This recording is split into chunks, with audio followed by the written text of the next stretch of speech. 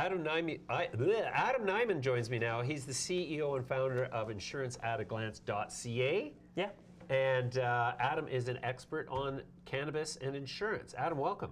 Thank you very much for having me. Adam, tell me about, so you are in the business of creating policies for cannabis users in the medical realm? No. So I just broker insurance policies. So because I'm open about my activity in the industry, people are more likely to speak to me and ask me questions with regards to how their consumption of cannabis works in the context of not only life insurance policies, but also, most importantly, benefit plans. Okay. So if you are a recreational smoker of cannabis and you don't smoke too much, you can get a non-smoking policy, even though a few years ago they would consider you a smoker and you'd pay twice the healthy rate compared to a non-smoking individual. So I smoke cannabis as a medical method of delivering cannabinoids to my bloodstream. I can get deemed a non-smoker by an insurance policy? So with insurance, it's about health, and with health, everything's a matter of degree, right? So if you smoke too much, or you have a prescription that says you smoke, I don't know, 2 to 3 grams a week,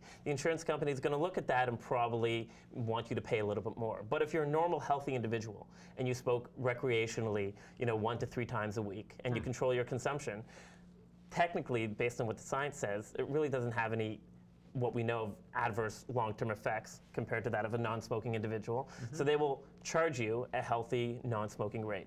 A few years ago that changed, so if people have policies that they were honest about their marijuana smoking, and it's been a few years since, they should go back. They could probably save some money. Right. Interesting. Okay, so are we at the point yet in Canada where employers are making the coverage of cannabis a benefit by default, or is that something specialized and rare at this point? So it's happening slowly, mainly because of how much interest there is in the space, and also mainly because how many people are using it to manage illness and chronic illness.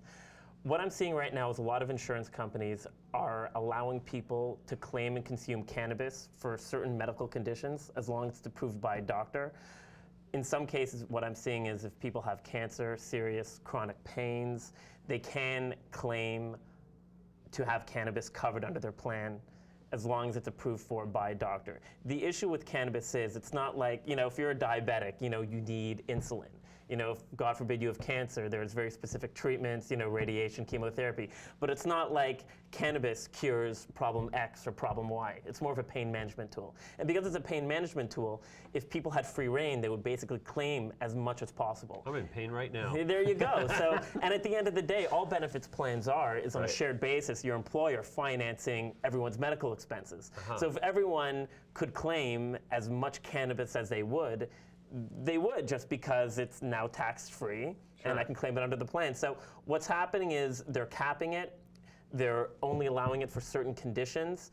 But the best place to claim it would probably be through a healthcare spending account where, there's no rules. You're just allotted a dollar amount. And as long as you spend less than that dollar amount, as long as it's a medical expense, and if you have a prescription for medical cannabis, you can claim it through your healthcare spending account. Okay, and is that healthcare spending account a part of some company's standard offering, or is that all companies offer that? No, so a lot of large companies will offer a spending account in addition to a benefits plan. Smaller companies, they usually don't offer spending accounts. I don't know, in my mind, if you're a big business, you look at benefits plans as, cost of doing business. People like the idea of having a massive benefits plan being covered by one of the large insurers. But smaller companies, generally speaking, they look at benefits plans as just as a cost. It's much harder for them to cover those premiums, given all the pressure on small business these days.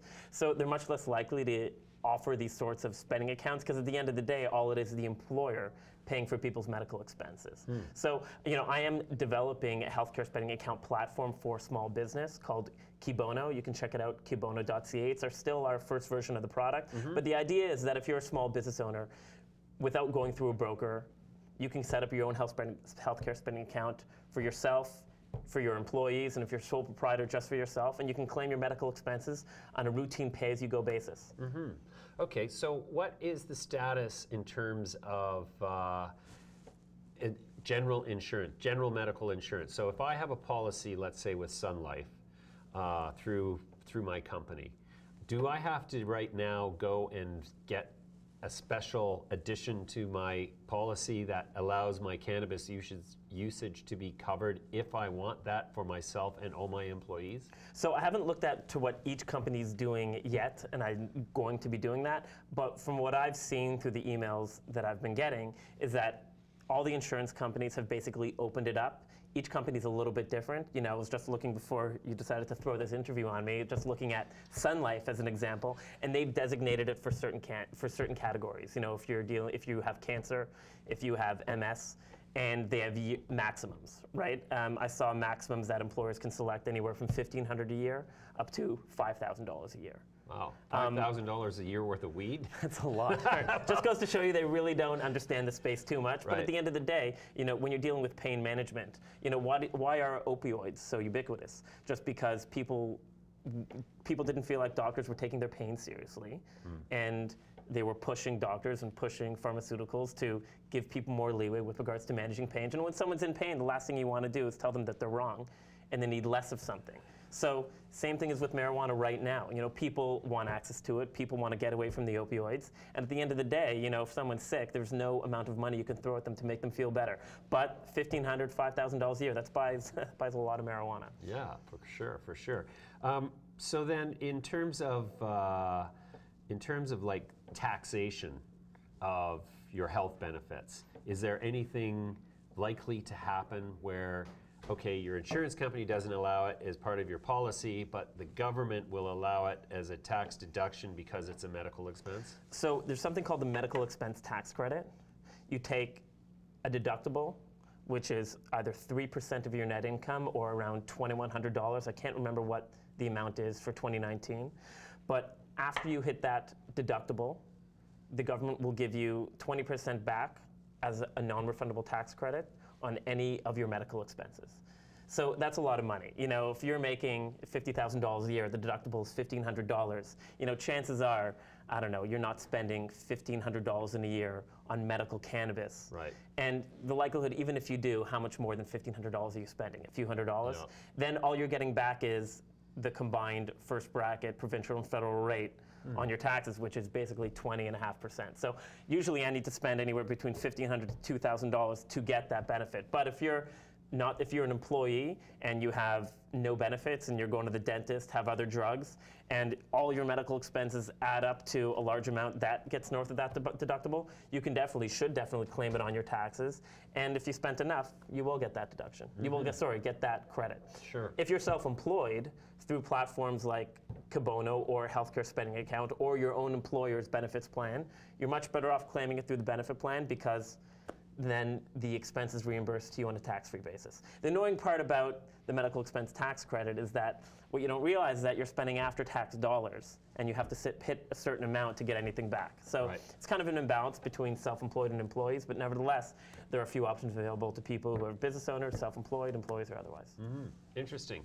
Do you think that the issue the government seems to be afraid of is that they don't want to reimburse medical users for the excise tax because it would cause a flood of recreational users to claim medical requirements, thereby undermining the entire taxation economics for the government? Do you think that's a factor in where the allowance of deducting cannabinoids as medicines is? I think it's so new that I personally think it's so new that the government is battling.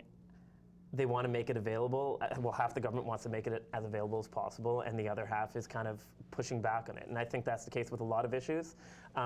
It's like that. It's impossible for me to say that I think the excise tax issues are going to create problems. Listen, at the end of the day, you know, built into a lot of people benefits premiums, there's a premium tax, there's retail sales tax.